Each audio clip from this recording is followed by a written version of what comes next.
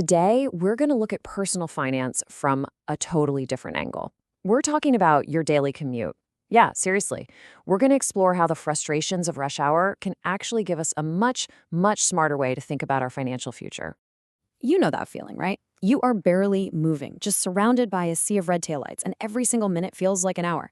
It's that familiar, sinking feeling of being totally and completely stuck, with absolutely no control over when you'll finally get where you're going. So in Mumbai, when a driver is just relentlessly honking behind you in a total gridlock, it's pretty common to hear this sarcastic question, "Ur ke jayega kya?" Which basically means, what are you going to do, fly over? And it just perfectly captures how pointless that impatience is. Honking doesn't clear the road, right? And getting angry definitely doesn't make the traffic move any faster. And this brings us right to this idea of the rush hour mindset. Think about it. In the exact same traffic jam, you'll have some people who are absolutely furious, and then others who are just calmly listening to music. So what's the difference? Well, it's not the traffic, it's their expectations. I mean, just picture that peak hour scene. The roads are choked, the trains are overflowing, and the air is just filled with that constant impatient honking. It can be a truly exhausting journey. The commuters who handle it the best, they're the ones who mentally prepare for this chaos. They just know it's part of the deal. So, how in the world does this relate to your money? Well, that very same mindset is absolutely crucial for our personal finances. I want you to start thinking of your financial journey as your own personal commute. The parallels here are surprisingly clear, right? Those traffic jams and crowds, that's just like market fluctuations. Sometimes things slow down. The impatient honking, well, that's our own unrealistic expectation for quick returns. And those unexpected detours are just like unforeseen expenses that pop up out of nowhere. The biggest takeaway is that both are long journeys where progress happens gradually, not all at once.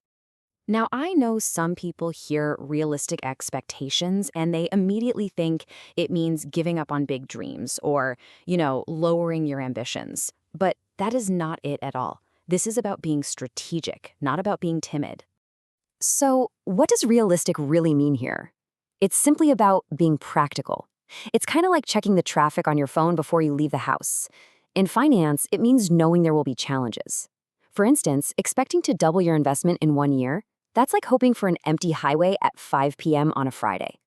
A more practical goal is aiming for steady annual growth, which is like planning for a bit of traffic, but knowing you'll still get home eventually. And when you're practical, you don't panic during a financial traffic jam. You stay calm, you adapt your route if you need to, maybe rebalancing or adjusting your strategy, and you avoid all that unnecessary stress that comes from expecting a perfectly smooth, empty road. Okay, so how do we actually do this? How do we become that calm, seasoned commuter on our own financial journey? Well, it's all about recalibrating our route. Here are 3 simple but really powerful steps you can take. First, assess your expectations. Be honest. Are you hoping to fly over the traffic, or are you prepared for the actual road? Second, acknowledge the challenges. Setbacks aren't failures, they're just detours on the map.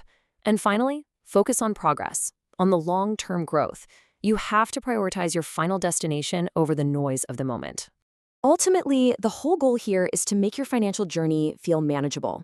Because when you plan for the long haul, when you have the right mindset, you're so much less likely to get discouraged by all the day-to-day frustrations. You're in it for the entire trip, not just for the next mile. So that leaves us with one final thought. When it comes to your own financial journey, are you the one impatiently honking in traffic, getting frustrated? Or are you the calm commuter just navigating the road ahead? In the end, that choice is yours.